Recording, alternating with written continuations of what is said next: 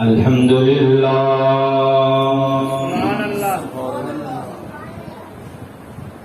الحمد للہ رب العالمین سبحان اللہ والعاقبۃ للمتقین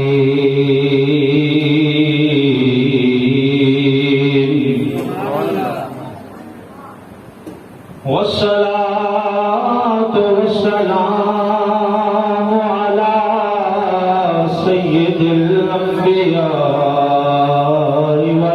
والمرسلين وعلى آله الطيبين الطاهرين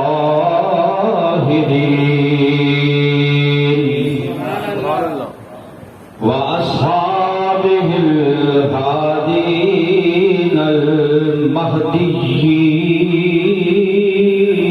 المهديين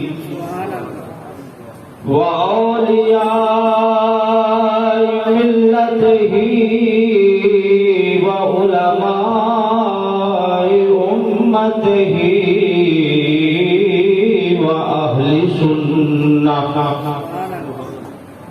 وأهل سنته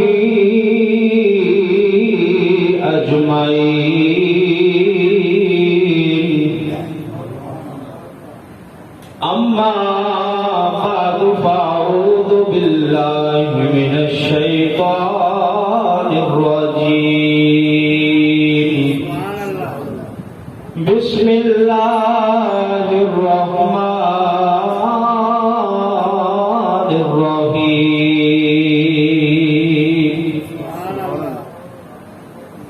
واذكر في الكتاب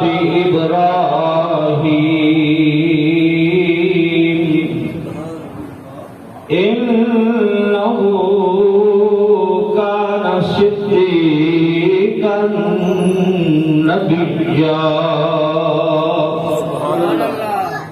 آمنت بالله صدق الله مولانا العظيم وصدق رسوله النبي الكريم الأمين الصلاة والسلام عليك يا رسول الله الصلاة والسلام عليك يا حبيب الله مل کے درود پاک پڑھیں الصلاة والسلام عليك يا شفيع المذنبين وعلى آلك وأصحابك يا رحمة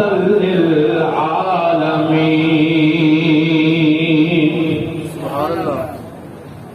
مولاي صل وسلم دائما أبدا على حبيبك خير الخلق كلهم مولاي صل وسلم دائما أبدا على حبيبك خير الخلق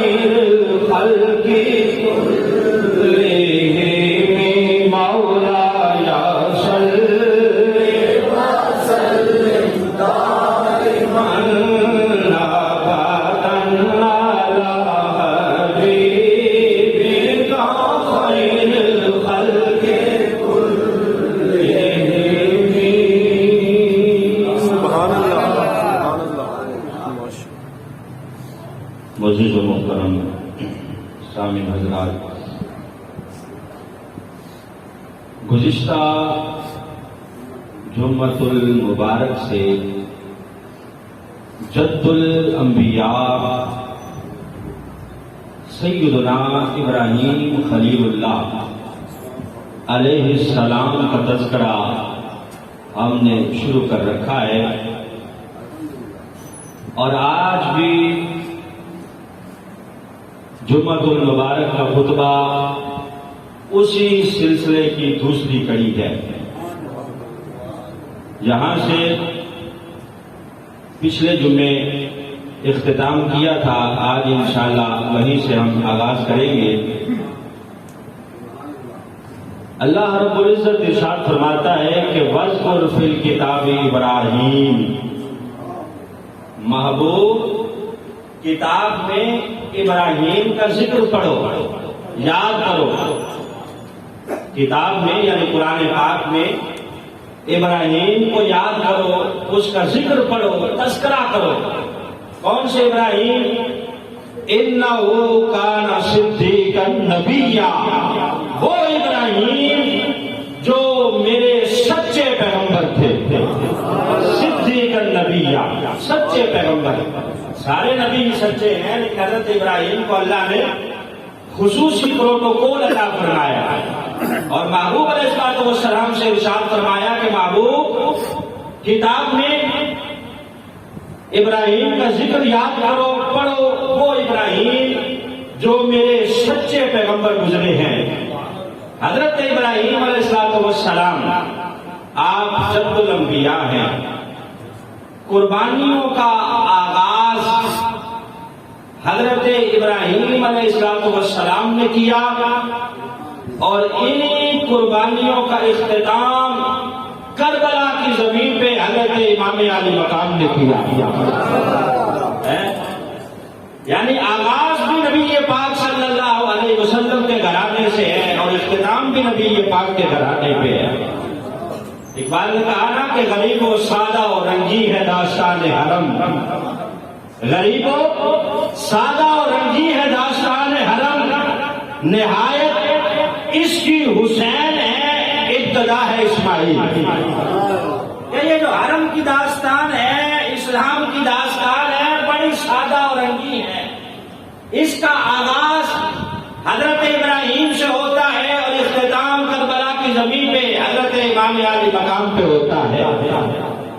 یہی وجہ ہے کہ کائنات میں دو خانوادے، دو گھرانے ایسے ہیں کہ جن پہ درود پڑھا جاتا تھا، پڑھا جاتا ہے، اور پڑھا جاتا رہے گا۔ دو خاندان ایسے ہیں کائنات میں، دو گھرانے ایسے ہیں کہ جن پہ درود پڑھا جاتا تھا، پڑھا جا رہا ہے، اور قیامت تک پڑھا جاتا رہے گا۔ اور یہ دونوں گھرانے نبی پاک صلی اللہ علیہ وسلم کے گھرانے ہیں۔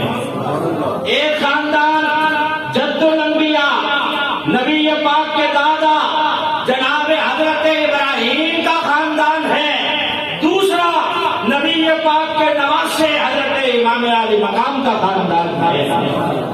ان دونوں خاندانوں پہ درود قیامت تک پڑھا جاتا رہے گا، بلکہ اللہ رب العزت نے نماز میں بھی ان پہ درود رکھ دیا کہ میرے بندوں اس وقت تک تمہاری نماز بھی نہیں ہوگی جب تک ان دونوں خاندانوں پہ درود نہیں پڑھو گے۔ تو دونوں خاندان ہمارے نبی پاک صلی اللہ علیہ وسلم کے خاندان، ایک جد ہے اور ایک نواسا ہے۔ تو ہم جد الانبیاء حضرت ابراہیم کا تذکرہ کر رہے ہیں گزشتہ جمعہ سے، اور میں عرض کر رہا تھا کہ حضرت ابراہیم نے کلہاڑا لیا، سارے بت توڑ دیے، کلہاڑا بڑے بت کے کندھے پر رکھ دیا۔ اب جب سارے کافر آئے، آگے دیکھا کہ بت ٹوٹے پڑے ہیں، اوندے منہ پڑے ہیں، کہنے لگے ابراہیم یہ تم نے کیا ہے؟ کہا کلہاڑا بڑے بت کے کندھے پہ ہے، اور کیا مجھے رہے ہو؟ جس کے کندھے پہ کلہاڑا ہے اسی نے کیا ہوگا، غصہ آ گیا ہوگا اس کو۔ حضرت ابراہیم علیہ السلام نے کہا مجھ سے کیا پوچھتے ہو، انہی بتوں سے پوچھ لو جن کے ساتھ جو ظلم ہوا ہے، جنہیں توڑا گیا ہے.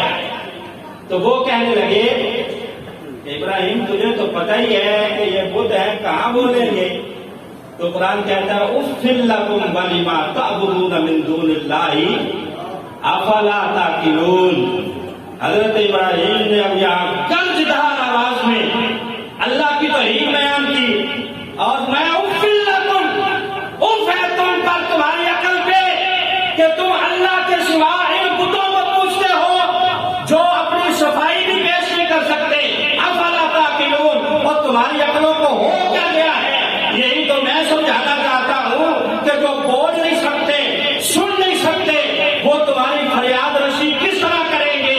وہ فریاد رس ہے جو میرا بھی خدا ہے، تمہارا بھی خدا ہے.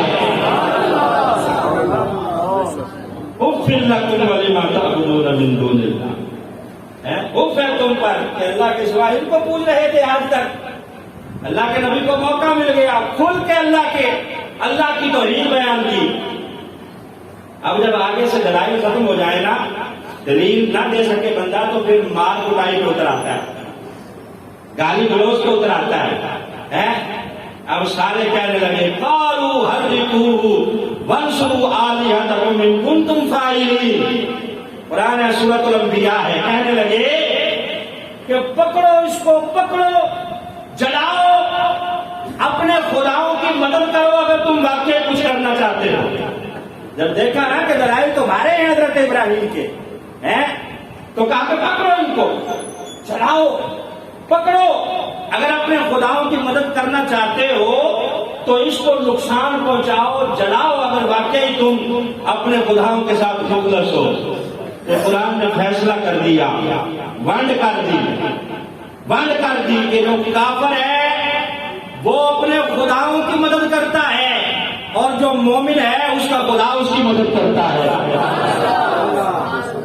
انہوں نے کہا نا کہ اپنے خداؤں کی مدد کرو. قرآن کہتا ہے وَلَقَدْ نَصَرَكُمُ اللَّهُ بِبَدْرٍ وَأَنْتُمْ أَذِلَّةٌ. اللہ نے بدر کے میدان میں مومنوں کی مدد فرمائی. اور قرآن کہتا ہے اِذَا جَاءَ نَصْرُ اللَّهِ وَالْفَتْحُ، جب اللہ کی مدد آ جاتی ہے تو فتح مل جاتی ہے. تو پتہ چلا کافر اپنے خداؤں کی مدد کرتے ہیں، اور مومن وہ ہے جن کا خدا ان کی مدد کرتا ہے، جن کا خدا ان کی مدد کرتا ہے. اب حضرت ابراہیم کو پکڑ لیا گیا، پکڑ کے نمرود کے دربار میں لے جایا جا رہا ہے. پتہ چل گیا کہ ابراہیم نے ہمارے بت توڑے ہیں. نمرود تک بات پہنچ گئی تو کہا لاؤ پکڑ کے قید کر کے. جب لے جایا گیا، اب نمرود نے ایک چھوٹا سا دروازہ رکھا ہوا تھا اپنے محل کا، چھوٹی سی کھڑکی. اور وہ چھوٹی سی رکھنے کا مقصد یہ تھا کہ جو بھی اندر داخل ہو وہ جھک کر داخل ہو، سجدے کی کیفیت بنے، رو اور دبدبہ طاری ہو، جھک کر اندر داخل ہو. اب اللہ کے نبی حضرت ابراہیم نے بھی داخل ہونا تھا. نبی ظاہرہ غیر اللہ کے آگے جھکتا نہیں، جھکتا ہے تو اللہ کے آگے. حضرت ابراہیم اب کس طرح داخل ہوئے؟ آپ نے پہلے اپنے پاؤں اندر ڈالے، کھڑکی میں سے پہلے پاؤں داخل کیے، پھر سیدھے یوں کھڑے ہو گئے، سیدھے. اب نمرود بیٹھا سامنے دیکھ رہا ہے، اس کو اور غصہ آیا. حضرت ابراہیم سامنے کھڑے ہیں. اب چاہیے تو یہ تھا کہ وہ پوچھتا کہ تم نے ہمارے بتوں کو کیوں توڑا. یہ پوچھنے کی بجائے اس نے پہلا سوال یہ کیا کہ ابراہیم مجھے خدا نہیں مانتا؟ جھکا کیوں نہیں؟ مجھے خدا نہیں مانتا. کہا نہیں، تجھے نہیں مانتا. کہا کس کو مانتا ہے؟ قرآن کہتے ہیں اذ قال ابراہیم ربی الذی یحیی و یمیت. میرا رب وہ ہے جو زندگیاں بھی عطا کرتا ہے اور موت بھی دیتا ہے. تیسرا پارہ اذ قال ابراہیم ربی الذی یحیی و یمیت. وہ آگے سے کہنے لگا قال انا احیی و امیت. یہ کون سا بڑا کام ہے؟ یہ تو میں بھی کر سکتا ہوں. یہ تو میں بھی کر سکتا ہوں. کہا کس طرح؟ اس نے کہا کہ 2 قیدی بلاؤ، ایک وہ جس کو سزائے موت ہو گئی ہے، ایک وہ جس نے بری ہونا ہے. اب جب یہ دونوں قیدی بلائے گئے، جس کو سزائے موت ہو گئی تھی اس نے اعلان کیا کہ اس کو میں بری کر رہا ہوں، اور جس نے بری ہونا تھا اس کے لیے اعلان کیا کہ اس کو میں سزائے موت دے رہا ہوں۔ یہ کہہ کے کہنے لگا کہ دیکھو، جس کو زندگی ملنی تھی میں نے اسے موت دے دی، اور جس کو موت ملنی تھی میں نے اسے زندگی دے دی، یہ کون سا بڑا کام ہے؟ یہ تو میں بھی کر سکتا ہوں۔ حضرت ابراہیم کہنے لگے ہو تو میرا سوال ہی نہیں سمجھا۔ میرا سوال یہ ہے کہ میرا رب وہ ہے جو مردوں کو زندہ کرتا ہے اور زندوں کو مردہ کر دیتا ہے، مردوں سے زندہ نکالتا ہے، تخرج الحی من المیت وتخرج المیت من الحی۔ میرا رب وہ ہے جو زندوں سے مردہ اور مردوں کو زندہ بنا دیتا ہے۔ اب حضرت ابراہیم نے یہ کہا کیوں یہ سوال کیا؟ ذرا تھوڑا سا پیچھے آئے، میں آپ کو بتاؤں۔ حضرت ابراہیم نے اس لیے یہ سوال کیا کہ آپ اللہ کی اس قدرت کا مشاہدہ کر چکے ہیں۔ آپ ایک دفعہ جا رہے تھے، گزر رہے تھے، پہاڑ کے پاس دیکھا کہ ایک پرندہ مرا ہوا ہے، مرا پڑا ہے، اس کے پر علیحدہ ہیں، ہڈیاں علیحدہ ہیں، اور اس کا جو گوشت ہے وہ ختم ہو چکا ہے، بالکل ہڈیوں کا ڈھانچہ پڑا ہے اور پر الگ بکھرے پڑے ہیں۔ آسمان کی طرف سر اٹھایا اور کہا ربی ارنی کیف تحیی الموتى، یا اللہ تو کس طرح مردے زندہ کرتا ہے، میں بھی دیکھنا چاہتا ہوں۔ اسے بھی زندہ کر لے گا جس کی ہڈیاں الگ ہیں، جس کے پر الگ ہیں، جسم کھا چکے کیڑے مکوڑے۔ ربی ارنی کیف تحیی الموتى، اللہ نے فرمایا قال اولم تؤمن، کیا تجھے یقین نہیں ہے؟ قال بلا، یا اللہ یقین تو ہے لیکن میں دل کو مطمئن کرنا چاہتا ہوں۔ اللہ نے فرمایا تجھے یقین نہیں ہے کہ میں زندہ کر سکتا ہوں؟ یا اللہ ہے، کریم تھے نا، اللہ کے دوست تھے، کہا یا اللہ میں اگر مشاہدہ تو کروں کہ کس طرح زندہ کرتا ہے، تو قرآن کہتا ہے اللہ نے ارشاد فرمایا کہ اے ابراہیم 4 پرندے لے لو، 4 پرندے، ان چاروں پرندوں کو پالو۔ جب آپ نے 4 پرندے لے لیے، کون سے؟ کبوتر ہے، مرغ ہے، مور ہے اور گدھ ہے۔ قرآن کے اندر تفصیل کے ساتھ 30 پارے میں اس کا ذکر موجود ہے۔ کہا یہ 4 پرندے لے لو، آپ نے ان کو پالا، جب ان کے ساتھ مانوس ہو گئے، اتنا مانوس ہو گئے کہ جس پرندے کو آپ آواز دے دیں وہ آ کے آپ کے ہاتھ میں بیٹھ جاتا۔ اللہ نے حکم ارشاد فرمایا کہ ابراہیم اب ان 4 پرندوں کو ذبح کرو، ذبح کرو۔ حضرت ابراہیم نے ذبح کیا، حکم ہوا کہ ان کا قیمہ کرو۔ اب سب کا قیمہ کر کے فرمایا اب اس کو مکس کرو، مکس کیا، فرمایا ان کے جو سارے ہیں نا سنیاں وہ اپنے ہاتھ میں پکڑ لو۔ حضرت ابراہیم نے ان 4 کے سار اپنے ہاتھ میں پکڑے، اور وہ قیمہ جو مکس کیا ہوا تھا، قرآن کہتا ہے کہ اللہ نے ارشاد فرمایا کہ اس مکس قیمے میں سے تھوڑا تھوڑا مختلف پہاڑوں پہ رکھ دو، پہاڑوں پہ رکھ دو۔ آپ نے ویسے ہی کیا، پہاڑوں پہ رکھ دیا الگ الگ کر کے تھوڑا تھوڑا، اور وہ سارا اپنے ہاتھ میں پکڑ لیے۔ کہا تھا نا کہ یا اللہ دکھا تو صحیح کس طرح زندہ کرتا ہے۔ فرمایا ابراہیم اب ذرا بلا، جس پرندے کو بلانا چاہتا ہے وہ قیمہ مکس ہو چکا ہے، 4 پرندوں کی نسل الگ ہے، ان کی فطرت الگ ہے، ان کا طور طریقہ الگ ہے، ان کی جو شامت الگ ہے۔ اللہ کے نبی نے سیڑھیاں پکڑی ہوئی ہیں، جب ایک پرندے کو آواز لگائی، تھوڑا سا قیمہ وہاں سے اٹھا، تھوڑا سا وہاں سے، تھوڑا سا وہاں سے، وہ پرندہ دوڑتا ہوا آیا، جو اس کا سر تھا اس سر کے ساتھ لگ گیا۔ اس کا کہانی نہیں ہے، قرآن کے اندر موجود ہے۔ جو جس پرندے کا سر تھا نا، اب وہ دوڑا آ رہا ہے، اپنے سر کے ساتھ لگ رہا ہے، دوڑتا ہوا اپنے سر کے ساتھ لگ رہا ہے۔ 4 پرندے حضرت ابراہیم نے زندہ ہوتے ہوئے دیکھے، زندہ ہوتے ہوئے مشاہدہ کیا۔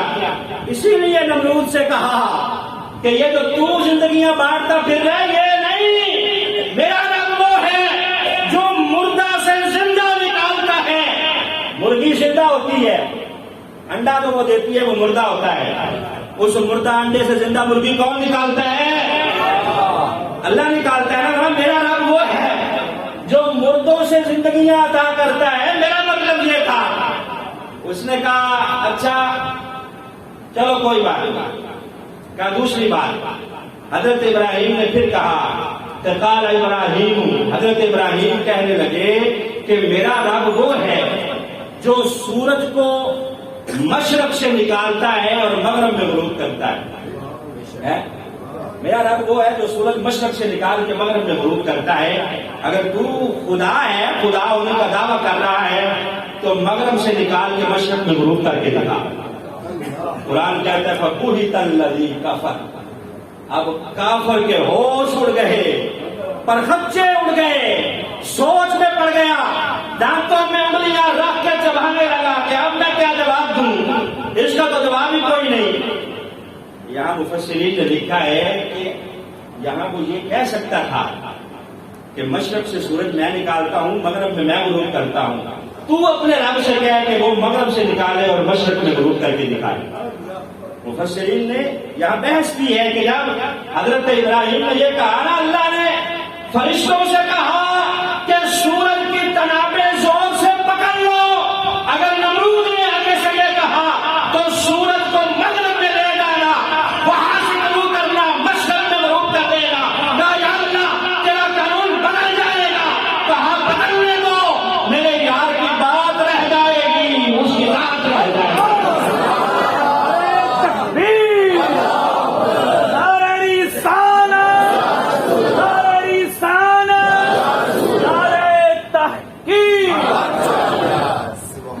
قانون بدلتا ہے تو بدل جائے، اگر وہ ایسا کہہ دیتا تو اللہ نے فرشتوں کو تنابیں پکڑا رکھی تھی کہ آج کے بعد سورج مغرب سے نکلے گا اور مشرق میں غروب ہوگا۔ بہرحال اب جب مناظرہ ہوا، مکالمہ ہوا نمرود کے ساتھ، جب دلائل حضرت ابراہیم کے حاوی ہوئے تو اعلان ہوا کہ ان کو جلایا جائے گا، قالوا حرقوہ، جلاؤ ان کو۔ اب اعلان کر دیا نمرود نے کہ آگ جلائی جائے، آگ جلائی جائے۔ حضرت ابراہیم کو قید کر لیا گیا، قید کر لیا گیا، پکڑ لیا گیا، جکڑ کے قید خانے میں ڈال دیا گیا، اور آگ جلانے کے لیے ایک بڑے میدان کا انتخاب کیا گیا۔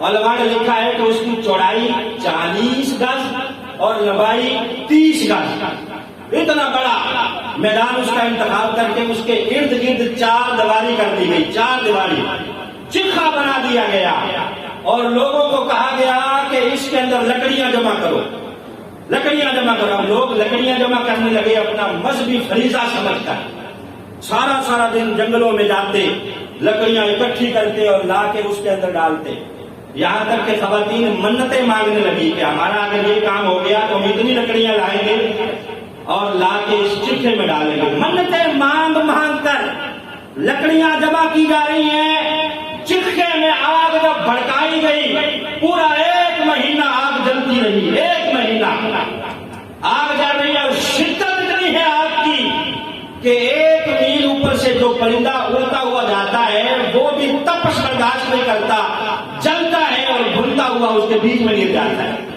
1 میل تک اس کا سیک پہنچ رہا ہے، برداشت نہیں ہو رہا۔ 1 مہینے سے آگ جل رہی ہے اور اتنا الاؤ ہے آگ کا، بھانبر لگے ہوئے ہیں۔ اب حضرت ابراہیم علیہ السلام کو جب ڈالنے کا وقت آیا، ڈالا جانے لگا، مشورہ ہوا کہ کس طرح ڈالیں گے، کون اتنا پاس جا کے حضرت ابراہیم کو دھکا دے گا، اس کی تو تپش ہی بہت ہے۔ تو شیطان نے وہاں مشورہ دیا، سارے الٹے مشورے شیطان ہی دیتا ہے۔ اس نے کہا کہ منجیک بناؤ، منجیک آپ سمجھتے ہیں، سمجھو کہ بڑی گلیل، جس طرح گلیل میں یوں کھینچتے ہیں بٹا رکھ کے وہ دور چلا جاتا ہے، کہا بڑی ایک گلیل بناؤ، اس کے اندر حضرت ابراہیم کو باندھ کے رکھو، یوں کھینچو، زور سے جب کھینچو گے تو شدت کے ساتھ آپ آگے جائیں گے اور جا کے آگ کے اندر گر جائیں گے۔ یا وہ گلیل کی شکل کی تھی، یا یوں 4 رسیاں باندھ کے بیچ میں کوئی چیز لگا کے یوں گھما کر، منجیک کا مطلب یہ کہ یوں گھما کر دور سے پھینکا جائے تاکہ وہ آگ کے اندر جا کے گرے۔ اب یہ مشورہ ہوا، منجیک بنائی گئی۔ حضرت ابراہیم علیہ السلام کو جب آگ میں ڈالنے کے لیے لایا جا رہا ہے، آپ مطمئن ہیں، چہرے پہ ذرا برابر بھی پریشانی نہیں ہے۔ سزائے موت کے قیدی ہوتے ہیں نا، بڑا رستم پہلوان بھی ہو تو وہاں اس کا وزن گھٹتے آدھے سے بھی کم رہ جاتا ہے، پتا ہوتا ہے کہ مجھے فلاں وقت میں سزائے موت ہونی ہے، جب لے جایا جا رہا ہے تو ایک رات پہلے اس کا وزن کیا جاتا ہے، دیکھتے ہیں باقاعدہ ڈاکٹر کہ اتنا وزن تھا، لیکن جب لے جایا جا رہا ہے تو اتنا وزن کم ہو گیا خوف کی وجہ سے۔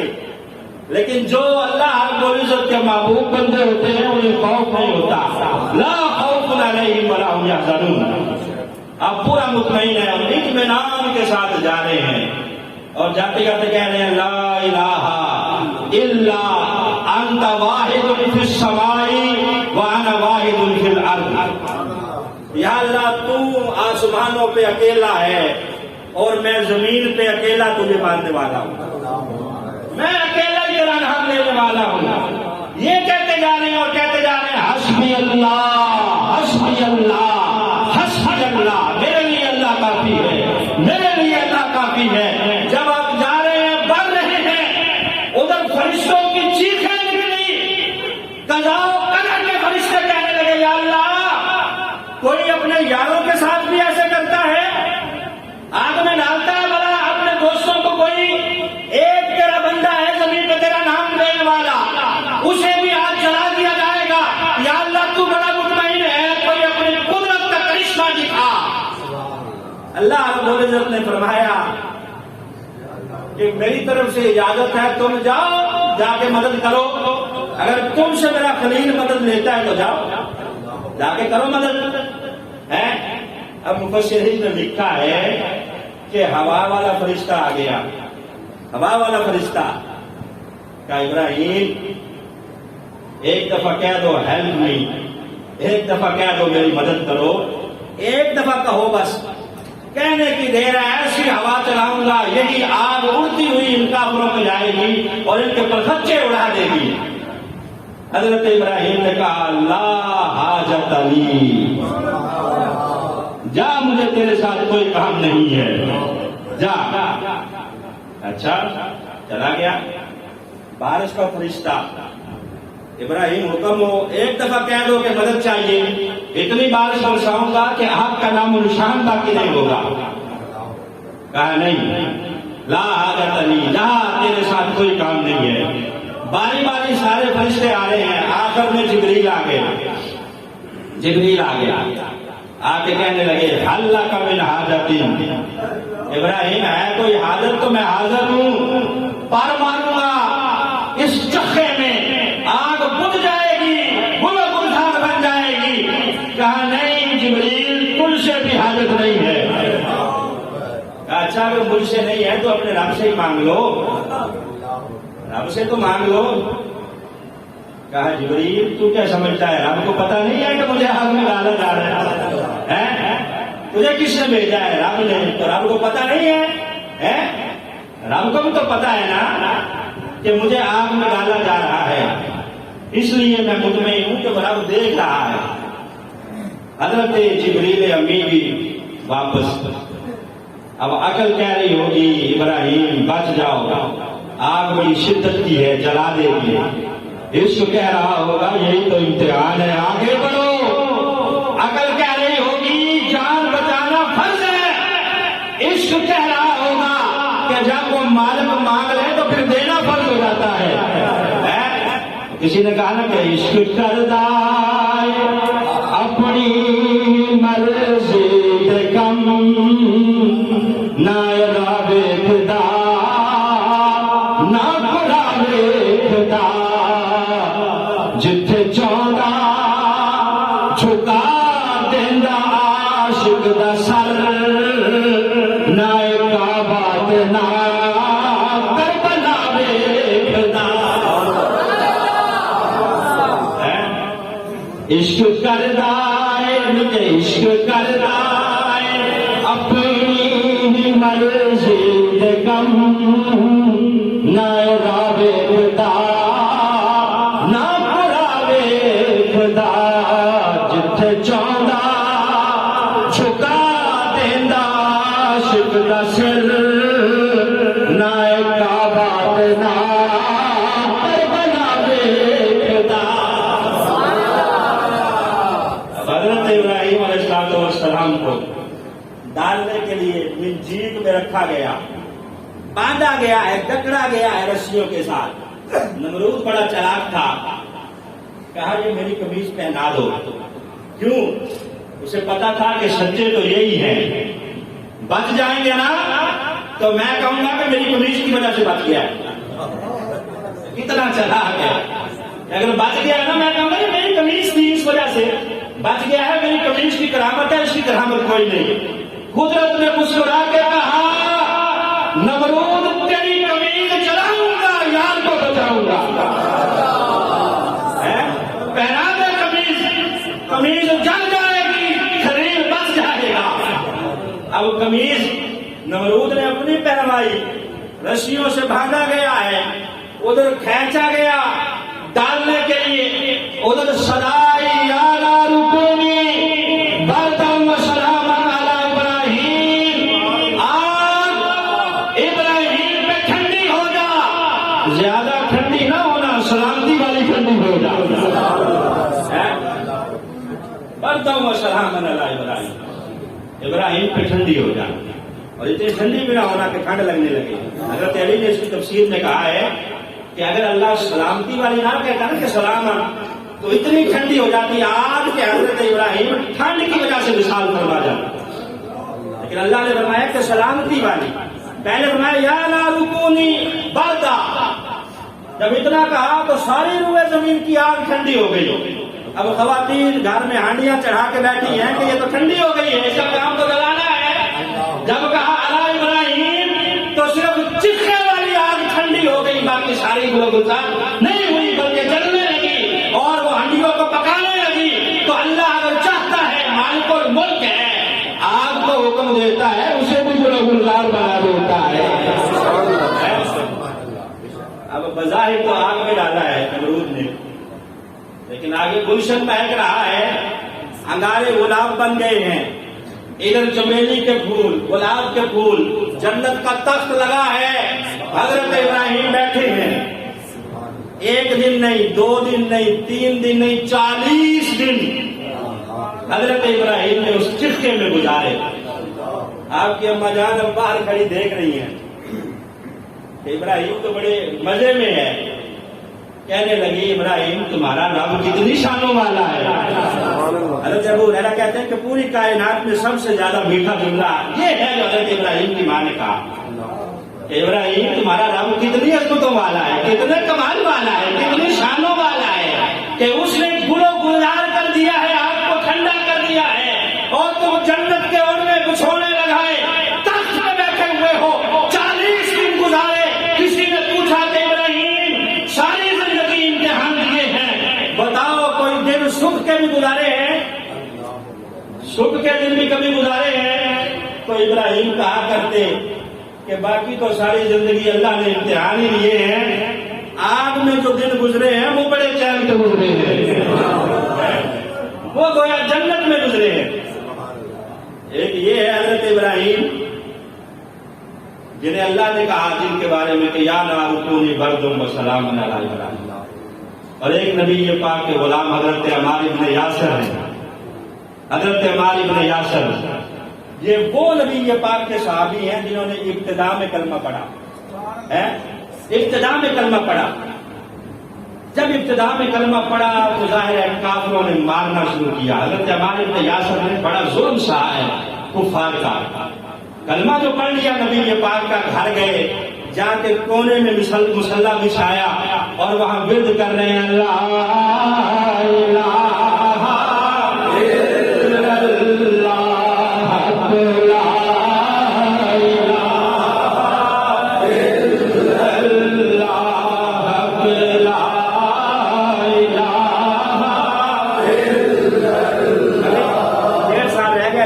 الیکشن آ رہے ہیں، الیکشن آئے گا نا پھر آپ سارے نعرے لگائیں گے، شیر کے، بلے کے، تیر کے، کتے کے، دم دم کے لگائیں گے۔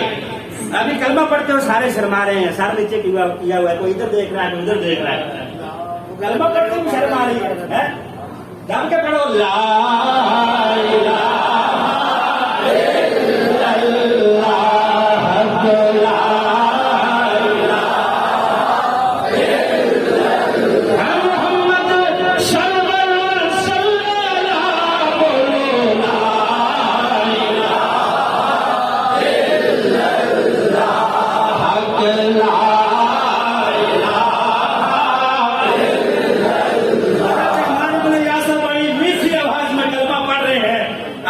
دو شہزادے ہیں بچے، چھوٹی چھوٹی عمریں ہیں 7-8 سال کی، وہ آگے ٹہلتے ٹہلتے ابا کی گود میں داڑھی پکڑ کے کہنے لگے ابا جان کے نام کتنا پیارا ہے، لیتے آپ ہیں مزہ ہمیں آ رہا ہے۔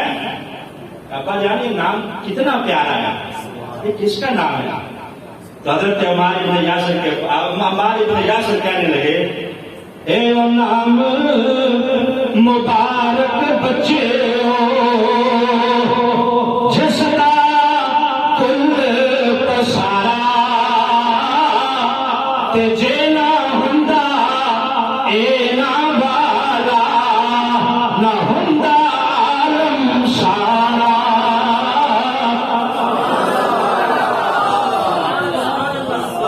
اے نام مبارک بچے جس کا کل پسارا تے جینا ہندا اے نا والا تے نہ ہندا عالم سارا۔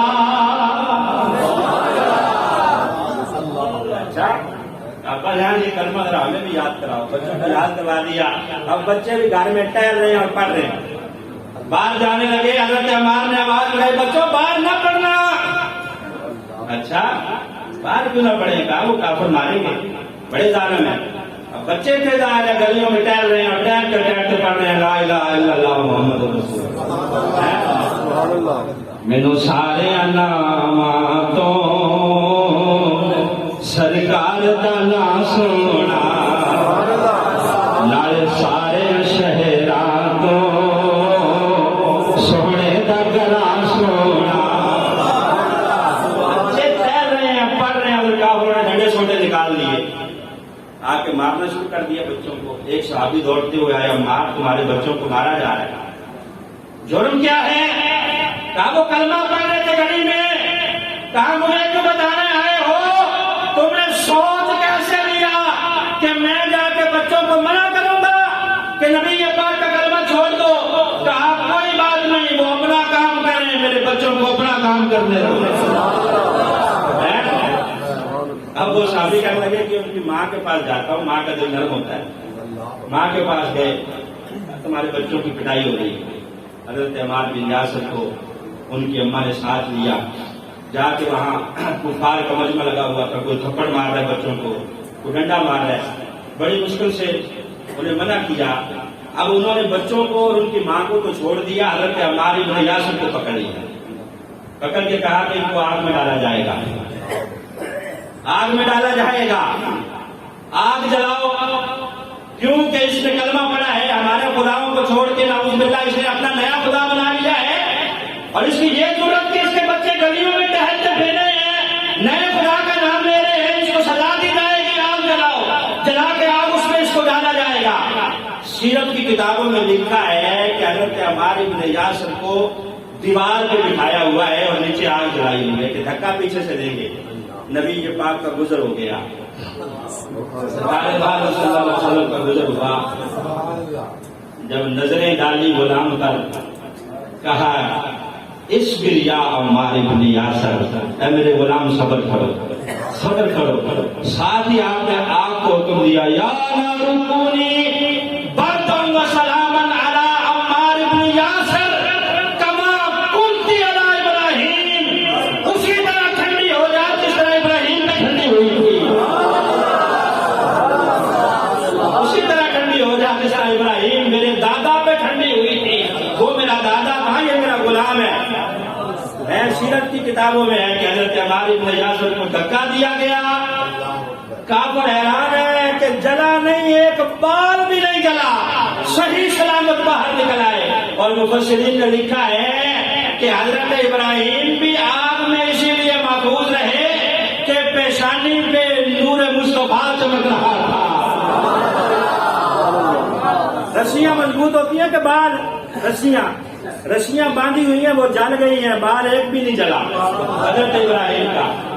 نمرود نے جو کرتا پہنایا تھا وہ جل گیا ہے، جسم کی کھال سلامت ہے حضرت ابراہیم علیہ السلام کی۔